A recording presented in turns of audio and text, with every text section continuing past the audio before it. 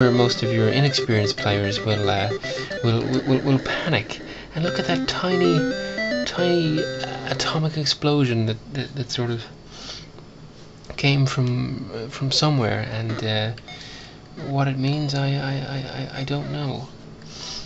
I really don't know. Could it be war has broken out? Are they saying that while we are involved in these games, these distractions, that our very freedoms, our very way of life could be taken away from us while we were asleep at the controls, as it were? It's entirely possible, and I think you'll notice, as I have, that the shrinking. Now, is this not every male's kind of nightmare? Especially the well-hung male, that his gifts, his bodily gifts, will be taken away from him. And I mean the lack of control. The way the male genitals have a mind of their own and grow and shrink at the slightest notice, almost completely independent of the man's will. I think this is probably what's suggested in this shrinking of the vessel. You know what I mean? And isn't that interesting? I mean, Mario, the idea, or Mario, the industry seems to go on without stop. But I mean, Mario, the man, his body is fragile, and it shrinks with age, in a way, as his vessel, as the pod, shrinks. Yeah.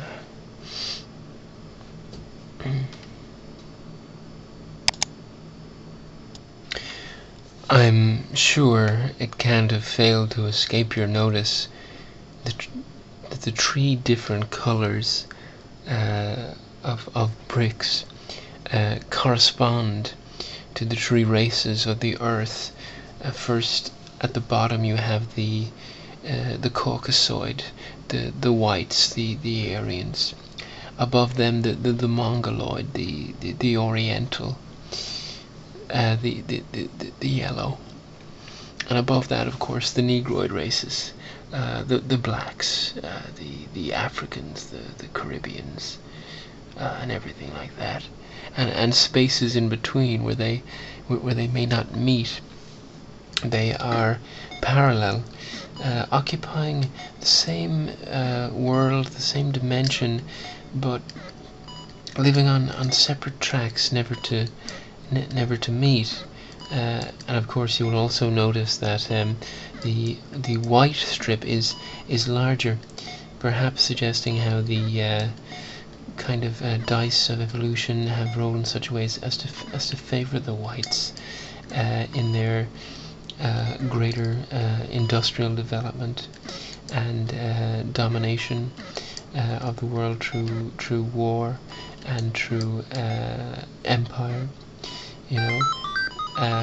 The fact that the first bricks to be destroyed, the first line of defense, as it were, for world change is the whites, I think is very, very telling.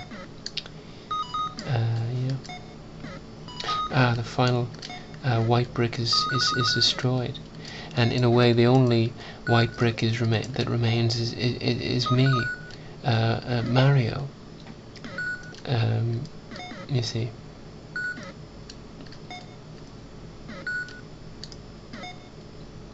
Of course, in the origin of the human race, we were all black, we were all Negroes, so it's logical that the final base sequence here that I find is black. And of course, my pod, my penis, as it were, shrinks as I do battle with the blacks because of the common, white male fear that the black with his superior penile instrument will overcome the white race, and that his seed, his progeny, will come to dominate, the earth. Of course, you'll notice that as I got to 1,000 points, I was awarded an extra life.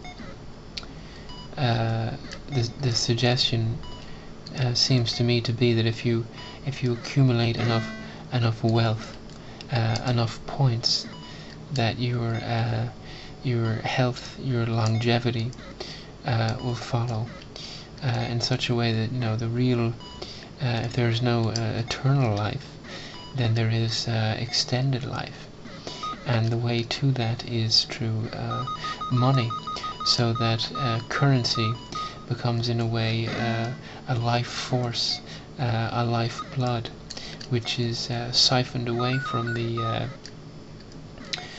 poorer countries into the richer.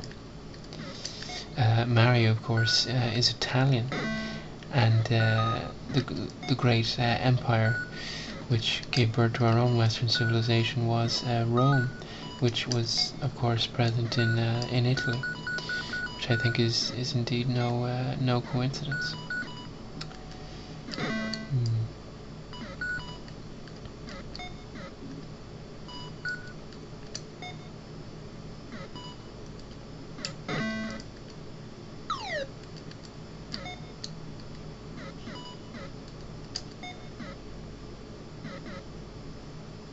This game is really boring. I mean, I tried to liven it up by giving it a deep interpretation, but you know what? Who am I kidding? I love this game. I'm not going to apologize to anybody about that. Okay? I love this game. I mean, it's like Henry David Thoreau said, simplify, simplify, simplify. And there are not many games simpler than Alleyway.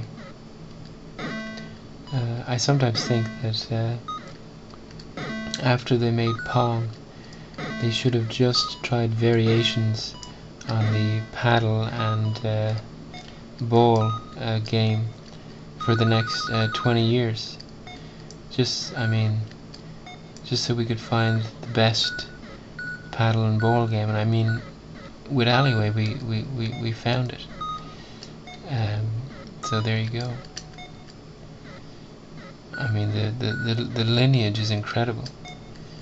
It really is. You know? I mean, can there be any greater test of hand-eye coordination, of skill, of steely resolve than Alleyway? I think not. I think the reason that it's called Alleyway is quite obvious. Many of us in our lives, we have a moment when we are tested, when we are put to the test. For some, it happens in an alleyway when they are perhaps mugged or something like that, and they finally have to find out what kind of person they really are, what they're really made out of. You know, in that moment where they have to act maybe to protect their life or to stand up for themselves. That's when the person really shines, and the person really makes that discovery. And after that, can they look at themselves or not? And this is the Alleyway. You know, where it occurs. You know.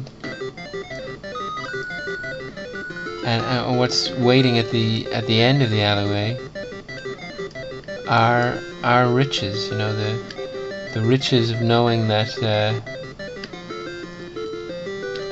that you can defend yourself.